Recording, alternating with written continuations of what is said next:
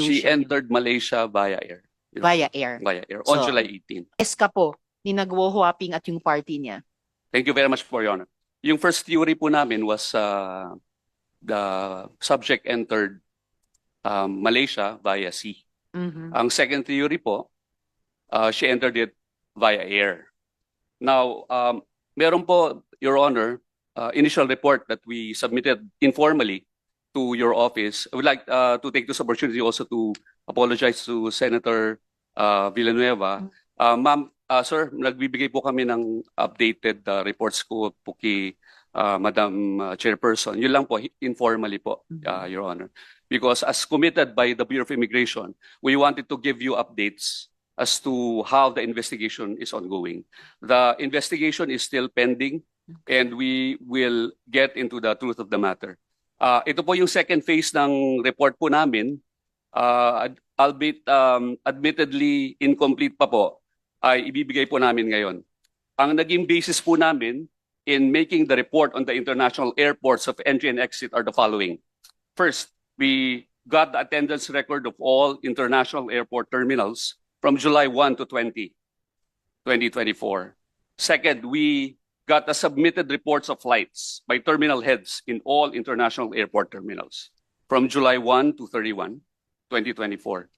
We also got the submitted reports by yung IPROBS team po namin, yan yung nagko-conduct ng secondary inspection in the international airport terminals from July 1 to 2024. We also got the consolidated summary of documents evidencing chartered and special flights in selected international airport terminals from July 1, 2024 to August 15, 2024. We got the certifications from terminal heads of international airport terminals attesting that the persons in interest did not pass through inspection in their respective jurisdictions. We also got subsequent sworn certificates from the terminal heads reiterating their declaration in compliance with the directive of the Bureau for them to submit the reports and certifications. We also got Pag-asa weather forecasts and advisories issued for the period of July 1 to 25, 2024. And lastly, we got other information from personal inquiries with terminal heads. This report, Your Honors, can be provided to the members of the committee for your perusal and further study. If I may, Please Madam do. Chair, I think Senator Joel. the million-dollar question is, in that particular documents that you were sharing with us, Yes. saan po doon yung unang na-citan sila Guo Huaping? If Your Honor would permit me, if I can continue on with the report, and then I will reveal it later. Please include that sige. in the course of Yes, your okay. full report. Thank you. Senator One Joel. relevant data that we were able to gather was the July 2024 weather, Your Honors. Based on Pag-asa, there was no existing tropical depression or significant weather anomaly that may negatively affect small boat travel in the west and southwest area for the period July 1 to 15, 2024. However, relevant data will show that there may already be significant adverse effects in sea travel starting July 16 because of the buildup of Buchoy. It was on 19 to 21 July 2024 that both Buchoy and Karina fully developed from being a tropical depression in the southwest monsoon to tropical storms. Buchoy left the Philippine area of responsibility on 20 July 2024, while Karina wreaked havoc in the Philippines until 25 July 2024. Notwithstanding the foregoing, air flights were only delayed or moved. But this lowers the possibility of going the route via sea because of the tropical depression and then the typhoons which eventually developed.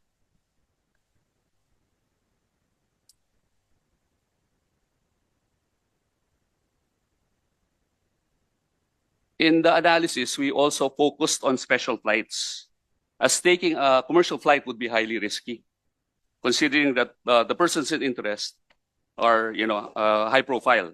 So strict screening and surveillance, airports have strict security protocols, including identity verification through passports and government-issued IDs, making it highly likely that the persons in interest would be flagged during security checks.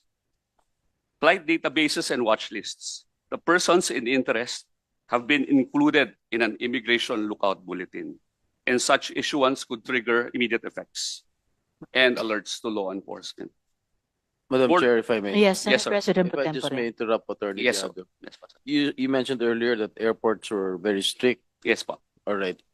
If, for example, I've mentioned this earlier in one of my privileged speeches, the persons in interest, especially Alice Guo, took a chartered plane, a private Yes. plane, in a small airport na walang kaap, walang representative of kaap, walang representative ng BI, wala talagang government official. Yes, po. That's possible, Your Honor. It's very much For possible. example, sa isang maliit na airport, halimbawa sa Naga, Mhm. yung mga hindi masyadong ginagamit na airport, halimbawa sa Samar, may mga airports na maliliit doon. Opo. Marami pong mga private airstrips, Your Honor, all over the Philippines. The exact figure is not with us, but we can confirm with But you cannot say that they are very strict because Yes. they are walang representatives from CAAP. That's How correct. can they monitor the flights over there? That's correct, Your Honor. Monitoring is going to be a problem in that case. And So it's possible. it's possible, very much That is possible. one theory. That it's possible for them, the persons in interest, to escape. It's very much possible, Your Honor. The use of a private airstrip was included or the possibility of the use of a private airstrip was included in our report, which we Sa will be Pangasinan, providing. meron din private airstrip doon. At balita po namin, pati po mga flying schools, may mga private Yes. airstrips po dyan. Mhm. Si Na pwede Kinising yung right gamitin. there eh. Maraming pera ito. Bayaran na lang yung kung sino man involved. Mhm. Di ba? Yes, Your Honor. Yeah. That's very much possible. And Thank the you, third SP Pro Tempore. Please continue. The third option, pwede pong hybrid. Meron pong flight and then merong via sea. But very telling, we have to consider, Your Honors, the passport stamps saying that July 18, 2024, the subject entered Kuala Lumpur International Airport. And then the other stamp po, which states that July 19 sa Sabah. I have to reiterate, Your Honors, that this is a pending investigation, ongoing investigation. And we had to do verification and validation on our own. And based on our validation, it was confirmed what Senator Hontiveros said, that the subject, Alice Guo, entered Kuala Lumpur International Airport on July 18 at 12:17. We thank Your Because, Honors for pointing Because us in the right after direction. Senator Risa delivered her privilege speech that and revealed that Alice Guo was already in Malaysia, and then you denied it the next day. You were not aware of it. Buti pa si Senator Risa alam, kayo hindi alam. We would like to thank Senator Kaya Hontiveros nga. regarding that. Ibig mo sabihin, mas magaling intelligence niya sa office niya kaysa sa inyo.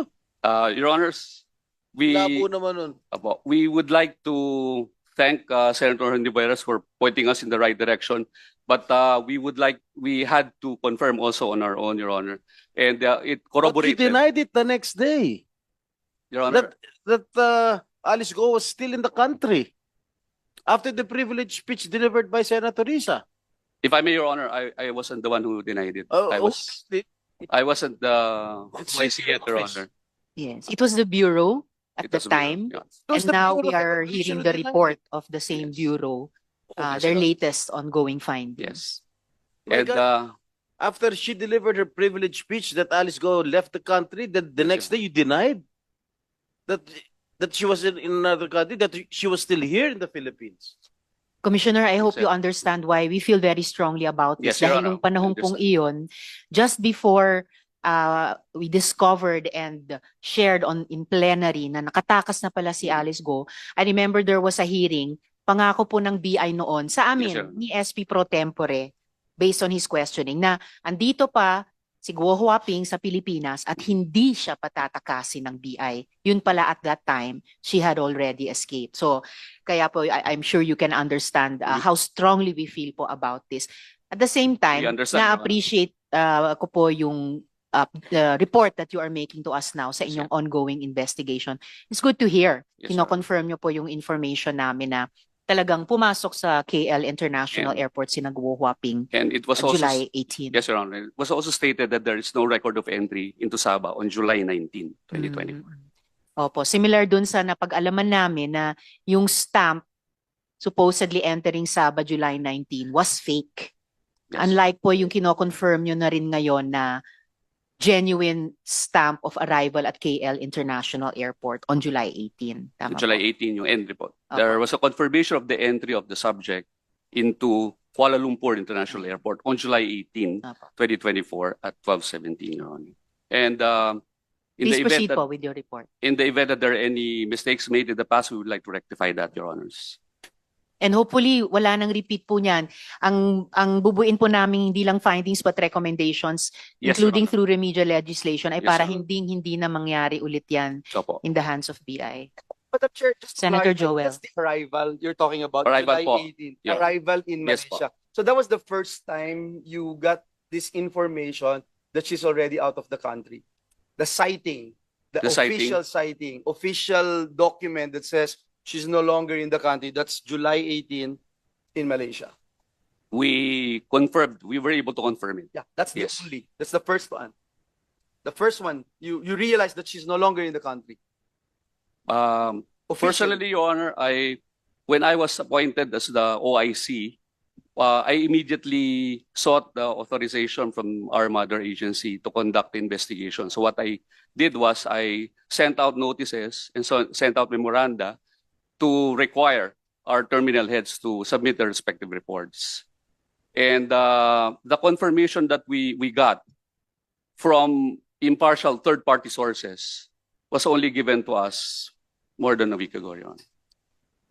Yes, The SP Pro confirmation. Tempore. Yes. When did you get to know that Alice Guo already escaped the country? Is it because of the privileged speech delivered by Personally, Senator Your Honor. Tiveros? Personally, Your Honor, or the Bureau. The Bureau. The Bureau. I cannot speak for the whole Bureau, but I only learned about it on August 19 during the day. After the privileged speech of Senator Risa? Yeah, Your Honor, yes. That's the truth, Your Honor.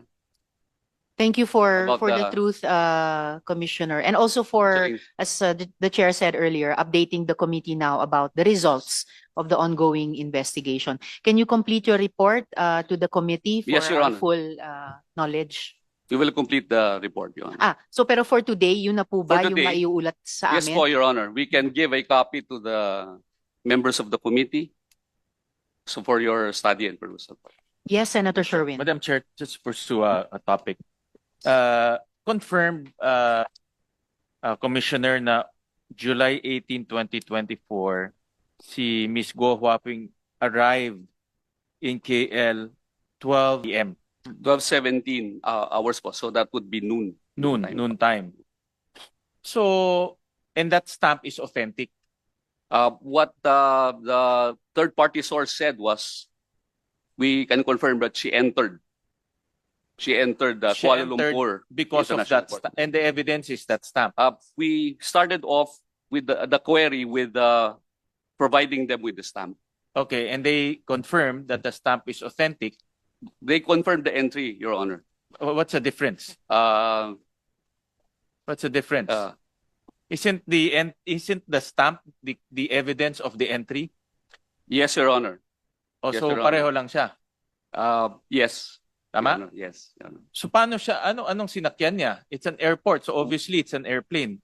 Yes, Your Honor. So what are the, I'm sure you've seen, siguro chinek niyo yung airlines arriving at that time? We are in the process of asking for the manifests to Okay. determine where she came from, where the flight to Kuala Lumpur International Airport. She, came from. pwede siya,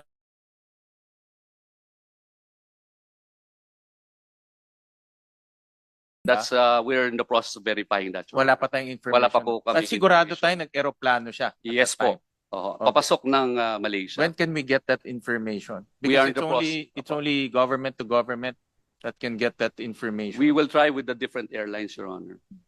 to get the Can the KL manifests. authority in KL airport provide that information? Alam nila lahat ng mga eroplanong Mm. pumapasok doon eh. At that particular time.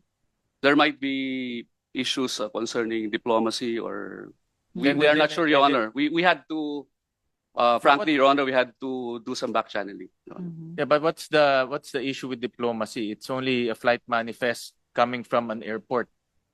Yes, Your Honor. So I don't see the What we, complication. at this point, Your Honor, what we can do is, or what we've been doing is requesting from airlines as to the copy of their manifest. Baka pag And we're airline, also- ang dami eh. Diba? Dapat yung airport kasi alam nila lahat ng pumapasok Opo. doon. If I may, Senator Yeah, Sherwin, go ahead. maybe, Commissioner, you could request the assistance of DFA if there are really any diplomatic considerations. Kasi kung wala naman, it seems pretty straightforward nga po. Yes, po. Just to get the manifests from the airlines landing in KL at that Well, time. what we can do, Your Honor, what we've been doing is checking our own internal records as to ano po yung mga flights na maaring umalis ng Manila, diretso papunta po ng Kuala Lumpur. Aside from that, we have been making representations with airlines para kung ano po yung pwede lang i-reveal in accordance with their flight manifest. But I think it's harder, sorry, Madam Chair. Senator Joel. Sorry, but I think it's harder, sir. Yes, sir. Attorney Joel, no, with all due respect, parang it's harder. It's easier to go straight to the airport and find out anong airline yan. Is it Yes, a po, Your commercial flight? Is it a private plane? We will do that, Your Honor. No, but as of now, you don't have any idea Hindi po namin ginagawa na to go directly to the airports, to the Your Honor. airport. Oho. Panay, I- yung records po namin na we're I just wonder why. And one more thing that I'd like to ask, how sure are you na siya yun? Because Guo Waping and Alice Guo can't even, ayaw man niya aminin na siya si Guo Waping eh. We had to go through channels, Your Honor, and it is a impartial third-party source, which And we that can is cite. that is what you believe in, that it is really her who arrived Yes, in Your Malaysia, July 18, That's correct 2024. po, Your Honor. Madam Chair, if I may. Thank you, Senator Joel. Yes, and before I call on the SP pro tempore, I agree with Senator Joel. Rather than starting from here, Pilipinas, hindi pa nga ma-identify paano siya umalis, saan exactly, when, since na-confirm yun na po na she arrived in KLIA July 18, 12, 17 p.m., then obviously it's easier to work backward Yes, from there. Kasi, and earlier, kinonfirm ko rin through our corroborating party in Malaysia, yung DAP, Member of Parliament, na genuine yung stamp, yung tinatanong din ni Senator Sherwin kanina. So I think it's easier to Yes po. start from the KLIA na alam niyong lumapag siya doon kesa mag-search sa maaring pinagliparan or sampahan niya dito sa Pilipinas. SP pro yes, tempore. Yes, Thank SP you. pro tempore. Attorney Joel, kasi dito, pag uwi ng pasahero dito sa atin, tinatatakan ng immigration officer passport natin, Yes, po. arrival. Yes po, Your At Honor. meron sinusulat yung flight number. Opo, Your Di ba? Doon ba sa Kuala Lumpur, kung nakita niyo yung passport ni Alice Guo, wala bang tatak na walang sinusulat na flight number or vessel number? Wala pong negligible, wala pong nakalagay. Walang nakasulat. Opo. Pero meron blankong doon sa stamp nila, meron nakalagay na kung paano ka nakarating doon sa Kuala Lumpur. It's either through sea or by air. Wala pong nakalagay, Your Honor. Ang nakalagay lang po doon, meron hong stamp ng isang airline, but the thing is, upon verification, it was an outbound flight, hindi yung papasok ng Kuala Lumpur. Sa arrival nakalagay outbound flight. Doon sa ano po. Yun hong flight number. ID 177 if I'm not mistaken, is an outbound What flight. airline was Hindi that? yung siya What papasok airline na. was that? I think Batik Air po, Your Honor. Ha? Batik Air po yan. Indonesian Batik Air. Indonesia? Indonesia. Batik Air. Pero palabas po ng Kuala Lumpur yun. Hindi po papasok. Salamat, SP pro tempore. So, if kompleto na po yung report nyo sa amin of your ongoing investigation, Yes po, Your Honor. ano yung pinaka-conclusion nyo about the escape of Guo Huaping and her party? As of now, no? Ano yung preliminary conclusion? She entered Malaysia via air. Via air. Via air. On So, July 18. Okay. She entered Malaysia via air. Yun yung malakas Are you na sure? theory. Are you sure? How many percent are you sure that she flew to Indonesia by air? To Malaysia. To Malaysia. po. Malaysia. We're basing it on the confirmation as to her actual entry into Kuala Lumpur So based on that. the revelation of Alice Guo during the previous hearings that she went to Malaysia was via sea. Mm. It's totally false.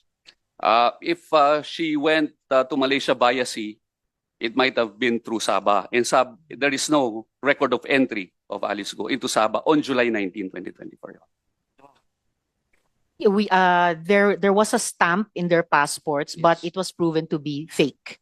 Yes. Hindi siya There's no nagmamatch. record of entry. Opo. So walang, as far as the BI is concerned, tama po ba, Commissioner?